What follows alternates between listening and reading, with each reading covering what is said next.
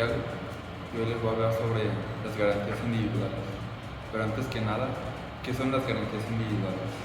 Bueno, las garantías individuales son un medio jurídico que la propia ley señala para hacer posible la vigencia de los derechos y las libertades reconocidas en la Constitución. Una garantía tiene la finalidad de proteger y amparar los derechos fundamentales de una persona contra cualquier exceso o abuso. Proviene de una persona particular o alguna autoridad pública. A continuación, voy a decir algunos tipos de garantías. Número 1, garantías individuales de igualdad. Número 2, garantías individuales de la libertad. Número 3, garantías individuales de la seguridad judicial. Número 4, garantías individuales de la propiedad. A continuación, voy a decir para qué sirven las garantías individuales de la libertad.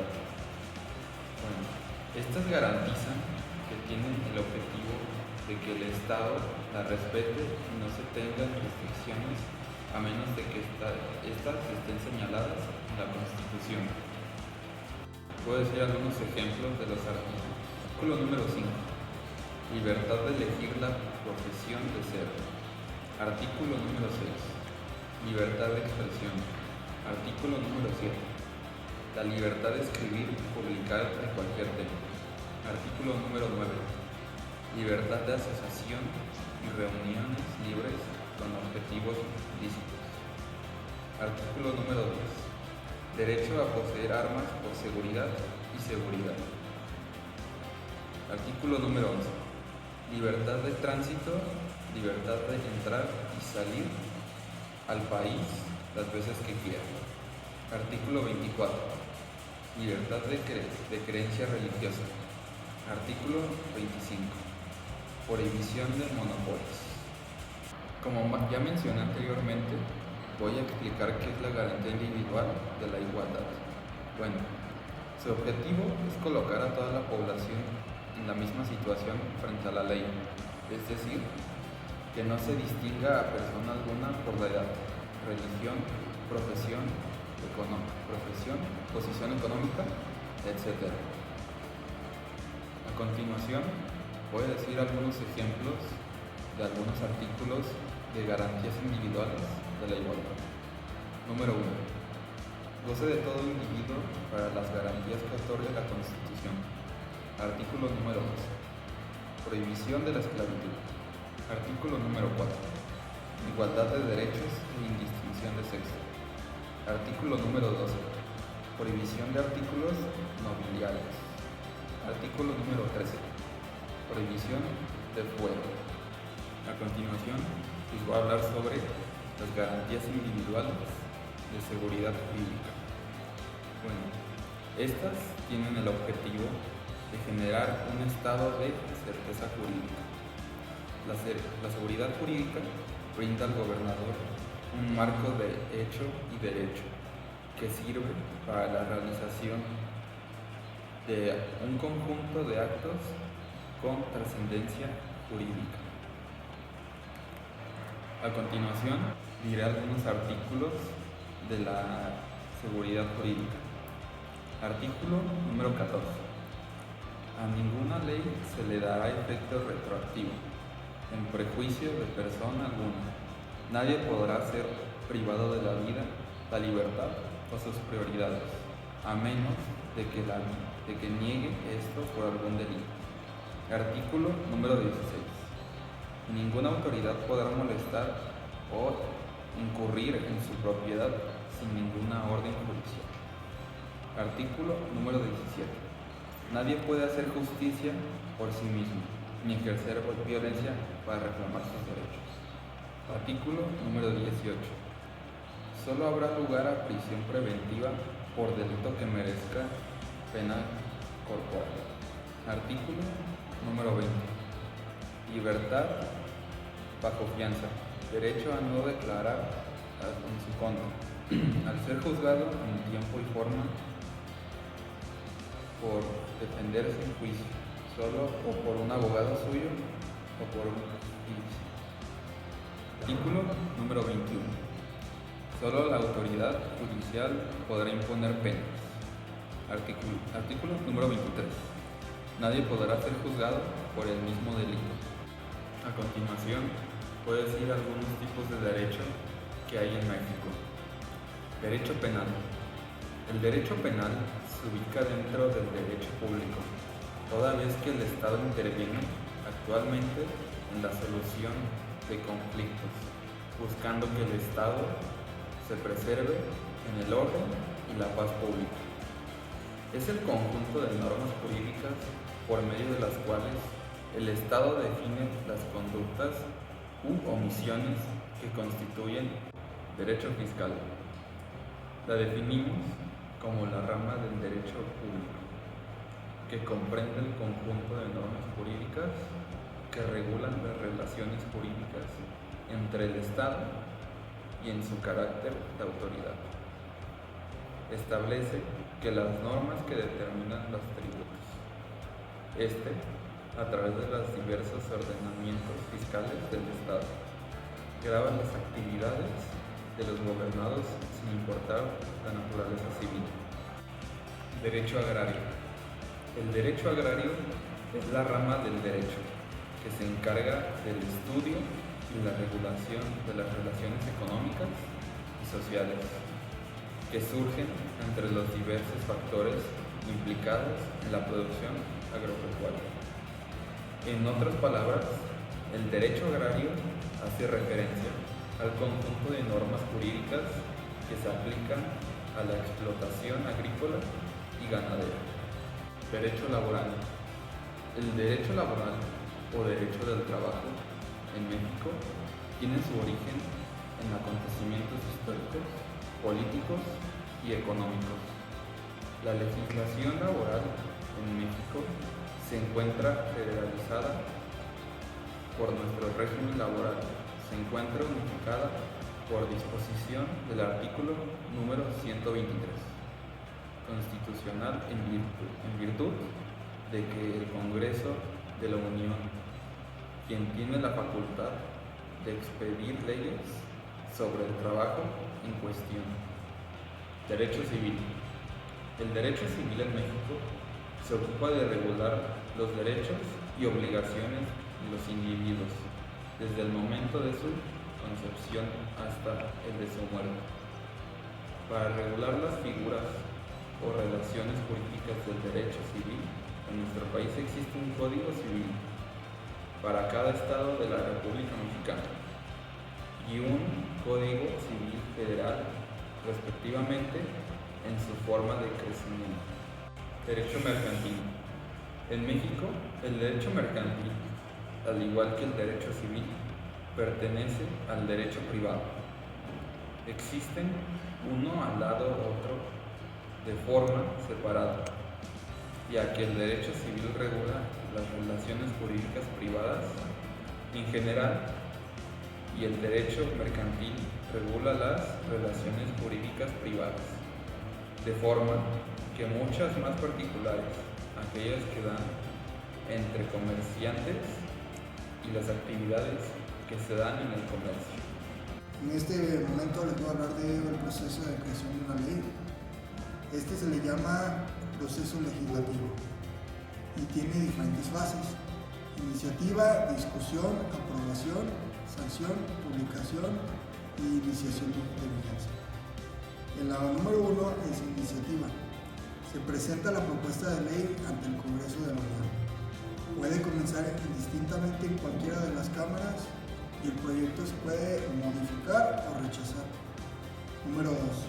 Discusión. Las cámaras deliberan acerca de las iniciativas de ley. A la Cámara de Iniciación se discute un proyecto de ley llamado Cámara de Origen y otra Cámara Revisora. Número 3. Aprobación. Una vez aprobada el proyecto de ley por ambas cámaras, se remitirá al Ejecutivo. Número 4. Sanción. Se denomina sanción a la aceptación por parte del Poder Ejecutivo. También se puede rechazar un proyecto de ley y a este se le denomina derecho de veto. Número 5. Publicación. Es necesario que el proyecto de ley se concluya para tal efecto que se tiene que publicar en el Diario Oficial de la Federación. Número 6. Iniciación de vigencia. Extrae en vigor una ley con todo su esfuerzo de obligatorio. Y en este momento voy a hablar de la división de poderes en México. Son 3. Poder ejecutivo. Este poder ejecutivo se encarga de diseñar, planificar y ejecutar el proyecto de un país, con base con la permitido de la Constitución. Número 2 es poder legislativo. Este genera las normas jurídicas, además de finalizarlas y controlar las acciones del gobierno. Y el poder judicial. Esta representa por los órganos e instituciones tribunales o juzgados que se encargan de la aplicación efectiva de las normas jurídicas. El Estado, esto es la jerarquía de algunos poderes reglamentarios. Primero es la Constitución, luego las leyes del Congreso de la Unión, luego son tratados internacionales, luego leyes locales y reglamentarias. Y en este momento, ahora mismo, les voy a hablar del Estado y sus elementos. El Estado se compone de agrupaciones humanas establecidas en un territorio determinado y en el que existe un orden social, político, jurídico hacia el bien común. Los elementos del Estado son territorio, población y gobierno. Hola, yo soy Juan Corballo y voy a hablar del origen y la importancia del derecho. El derecho engloba un conjunto de normas jurídicas que se dictan para regular la conducta externa de la sociedad, a fin de solventar cualquier conflicto de relevancia jurídica dentro de una sociedad. Estas normas jurídicas son impuestas y su incumplimiento puede resultar en una sanción por esas normas. Se refiere a conducta interna, a conducta externa, a la que es como que se puede percibir por las otras personas. Esta no regula los pensamientos ni regula otras circunstancias como de las personas porque simplemente no tienen suficientemente relevancia jurídica o son demasiado difíciles de regular. El derecho, la materia del derecho tiene mucho tiempo existiendo. Los primeros indicios del derecho van desde el Código de Hammurabi, que en Egipto, y ahí está regulada la conducta social mediante lo que se haga durante muchos siglos. Este es primordial del Estado para que el Estado esté como un orden y que siga unido como una misma entidad. Y por cierto, el Estado se refiere al territorio, la población y el gobierno de una nación. Ahora voy a hablar de las normas de conducta. Primero quiero decir que una norma se divide en dos partes principales. Una es el precepto y la otra es la sanción. El precepto se refiere a como la indicación de la norma, que como por ejemplo podría ser no vas a robar. Y la sanción va a ser el castigo que se le va a dar por cometer como esa acción o entrar dentro del precepto, de la definición del precepto. Existen varias normas de conducta. Las primeras van a ser las normas sociales. Estas son impuestas por la sociedad y van dirigidas exclusivamente hacia la sociedad. Después existen las normas morales. En las normas morales son normas que son impuestas por el individuo y que son para que el mismo individuo las siga. O sea, no tiene ninguna repercusión aparte de el simple descontento o desacuerdo del individuo con sus propias normas.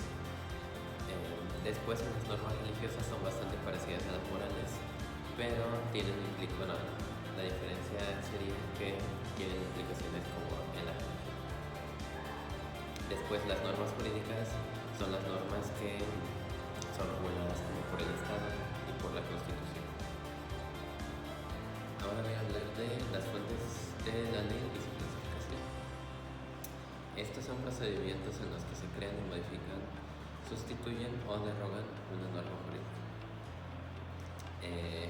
Esta se divide en tres partes principales. La primera viene siendo las materiales.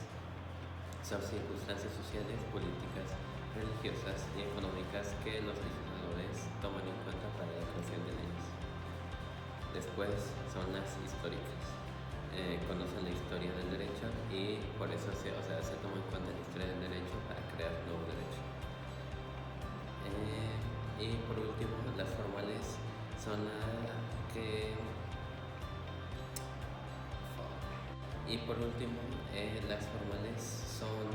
se dividen como en varias partes, que son la legislación, la costumbre, la jurisprudencia y la doctrina. Estas son... y ahora voy a explicar estas subpartes de las fuentes formales. Primero la legislación es la fuente formal más importante del derecho.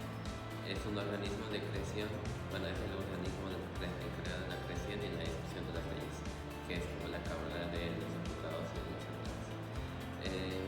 La costumbre es la que se crea a partir de un círculo en la sociedad y que después se va transformando en una ley. Después la jurisprudencia es la que se conoce como la fuente formal indirecta de interpretar el sentido de la ley. Es como darle sentido a la ley viendo como otras leyes. Y por último la doctrina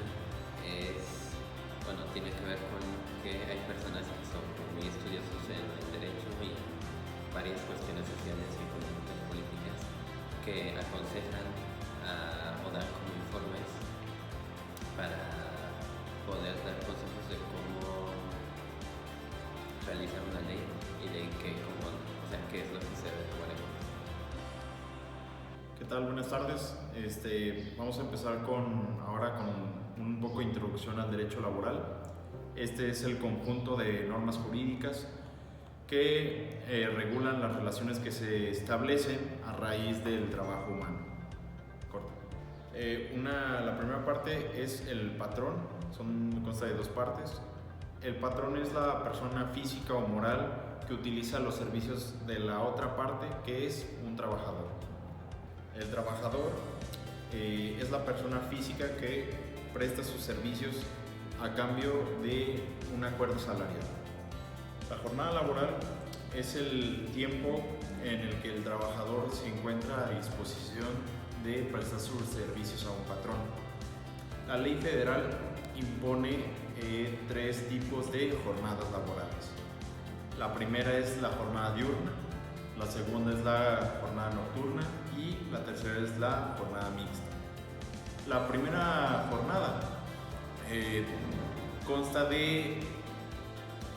puede ser desde las 6 de la mañana hasta las 8 de la noche.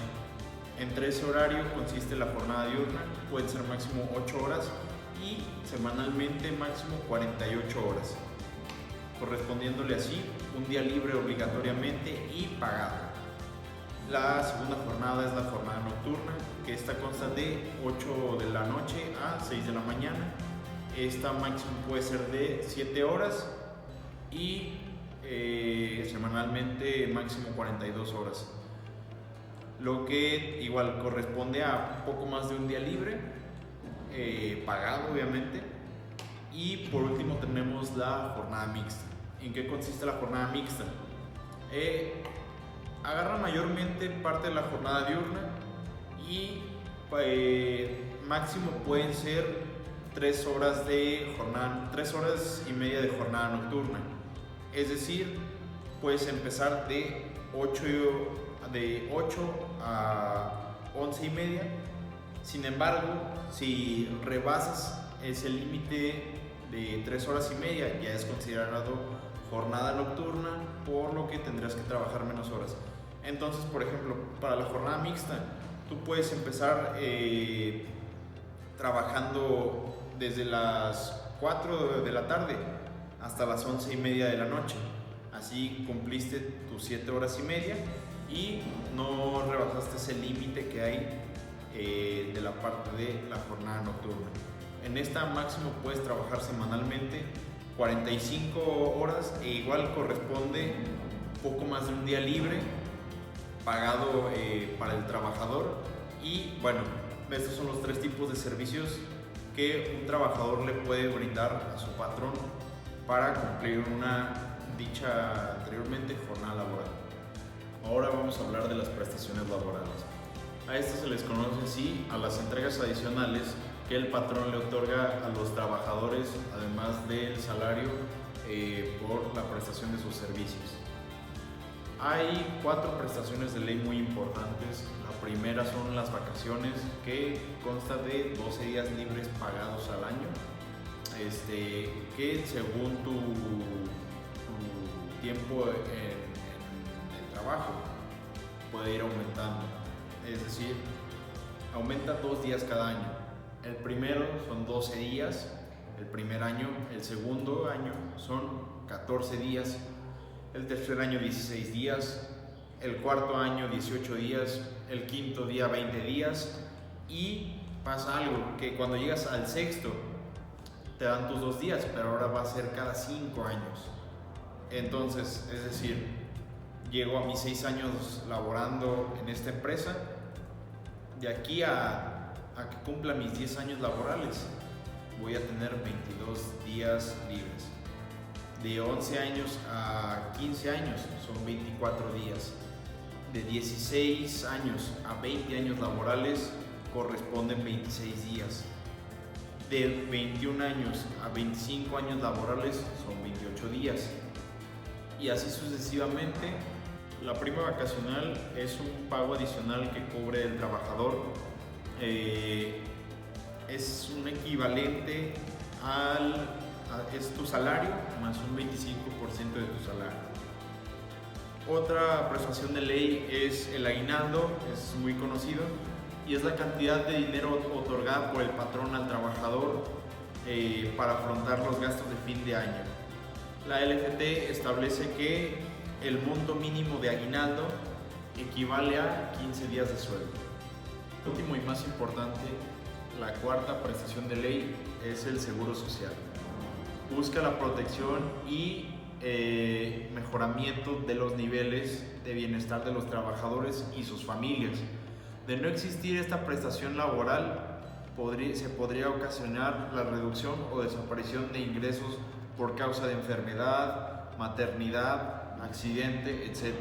Que esto limitaría muchísimo al trabajador, ya que estaría incapacitado y no podría recibir su salario como corresponde. Por último, hablaré del finiquito y la liquidación laboral, que esto consta cuando ambas partes, el patrón y el trabajador, llegan a su fin en cuanto a la relación laboral, ya sea voluntariamente o por despido. En la parte del finiquito es cuando el trabajador voluntariamente decide dar fin a su tiempo laboral en la empresa, y puede corresponder a los siguientes casos: renuncia voluntariada, se termina el contrato temporal, que eso es muy común, la muerte, o otra puede ser la muerte del trabajador, o el despido justificado.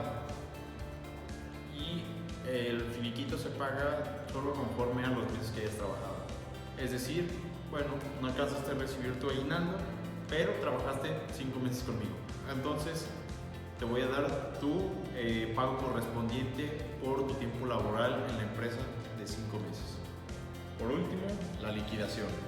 Para que aplique una liquidación se debe presentar una de estas 3 condiciones. La primera, la empresa rescindió tu contrato por motivos ajenos a tu desempeño, ya sea reestructuras, cierre de la empresa, por quiebra, etc.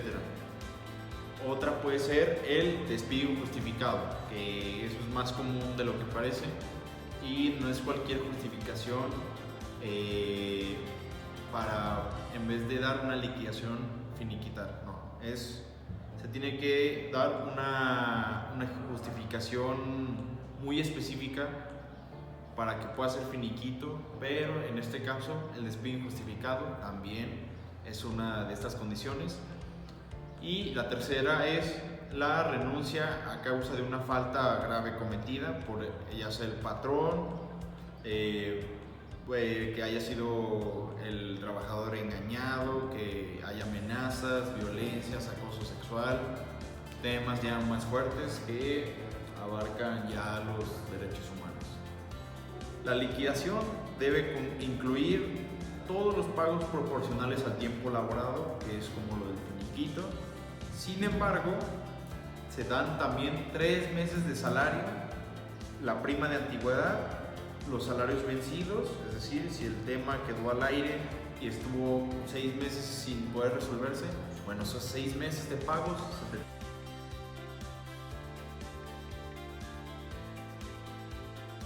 Por último, como conclusión, bueno, yo me llevé de esto que nunca está de más darle lo que le corresponde a los trabajadores, sus prestaciones de ley, ya que precisamente esto es lo que ocasiona, por ejemplo, el gobierno actual les está imponiendo muchos beneficios a los trabajadores y a los patrones más bien les está quitando. Entonces diría que siempre respetar las prestaciones de ley de los trabajadores, sus jornadas laborales como tiene que ser, el salario mínimo, 250 pesos diarios, cumplir con las bases, y así nos podemos evitar muchos dolores de cabeza para las relaciones laborales. ¿Por qué es importante la materia del derecho en mi formación como individuo? Pues yo pienso que es por el peso que tiene en muchas disciplinas de la sociedad, también en las múltiples circunstancias al que está atado regularmente, y que el entendimiento deliberado de le permite a alguien, a una persona, a un individuo, una visión clara, con compromiso, con un mayor compromiso y un mejor aprovechamiento del derecho, orientado principalmente hacia el orden y la justicia. En este proyecto aprendí muchas cosas del tema de derecho, cómo crear una ley y sobre el patrón y trabajador, que pues cada quien tiene su puesto y cada quien tiene su paga y sus ganancias. Aprendí pues la estructura básica de una ley, cómo crearla, los procesos que conlleva pues, cada ley. Aprendí también sobre el significado de las normas jurídicas, el significado de la LFT, que es la Ley Federal del Trabajo, y qué es el salario y cuándo se da el salario, y el aguinaldo, que cuándo corresponde, que es a fin de año. Y gracias a este proyecto he aprendido mucho acerca de las leyes, de los derechos humanos, de los derechos que tenemos como trabajador, etc. Los temas vistos fueron muy buenos, ya que estos nos están ayudando a prepararnos como adultos, ya que dentro de pocos meses lo seremos, algunos ya lo somos, pero pues gracias a esto y esta materia no nos está haciendo tan difícil aprender estos temas de adultos, y al contrario nos está facilitando todo esto, y nada más que agregar. Muchas gracias por todo.